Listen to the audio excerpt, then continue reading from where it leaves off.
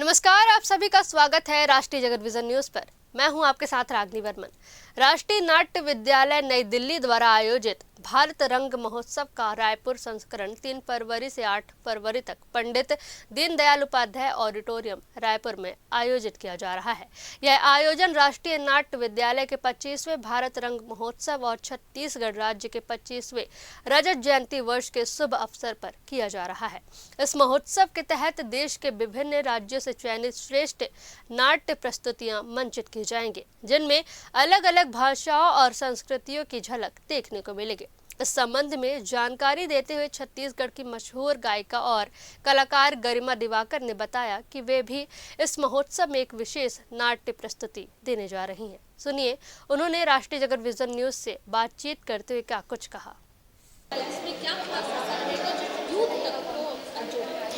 ये भारत रंग महोत्सव वर्ल्ड का सबसे बड़ा थिएटर फेस्टिवल है, one of the biggest theatre festival है, जो राष्ट्रीय नाट्य विद्यालय नई दिल्ली और छत्तीसगढ़ राज्य शासन के तत्वाधान में हो रहा है, जिसका संयोजन मैं कर रही हूँ, जो कि पंडित दीनदयाल उपाध्याय ऑडिटोरियम में 3 से लेकर 8 फरवरी तक होने वाला है।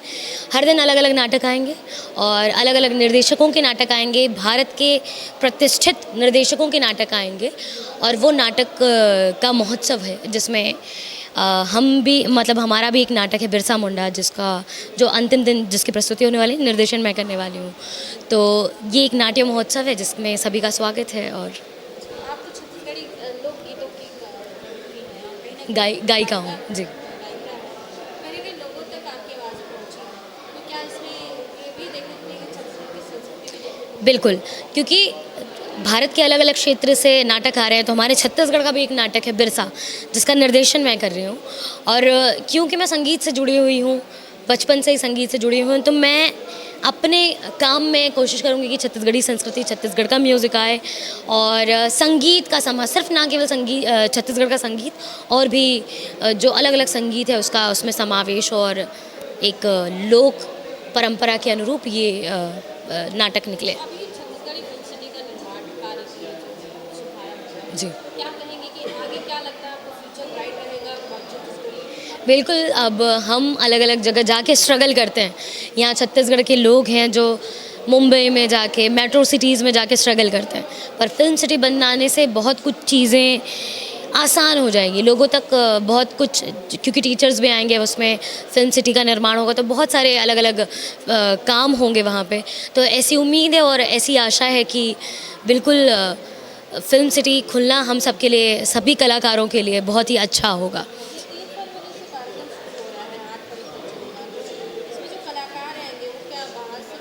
हाँ, मैंने आपको कहा कि भारत के अलग अलग क्षेत्र से अलग अलग निर्देशक आ रहे हैं। पटना से एक नाटक आ रहा है, एमपी से 2-3 नाटक आ रहे हैं, और बंगाल से एक नाटक आ रहा है। तो ये अलग अलग भाषा में आपको, क्योंकि नाटक कला की ऐसी मुंह से तो हम बोल रहे हैं, पर उसको देख के भी अनुभव किया जाता है, तो वो देख के भी हम अनुभव कर सकते हैं। तो भाषा का भी वो बाउंड्री नहीं होगा, और उसमें भी आप कहानी को कैसे देखते हैं, क्योंकि कहानियों का रंगमंच है ना, कहानियों को जिया जाता है सुरंग मंच के माध्यम से। तो ये एक अलग ही एक्सपीरियंस होगा, और अलग अलग वेरिएशन के लोग मिलेंगे, उनकी संस्कृति आएगी, और संस्कृति का आदान प्रदान होगा, तो ये एक अच्छा होगा।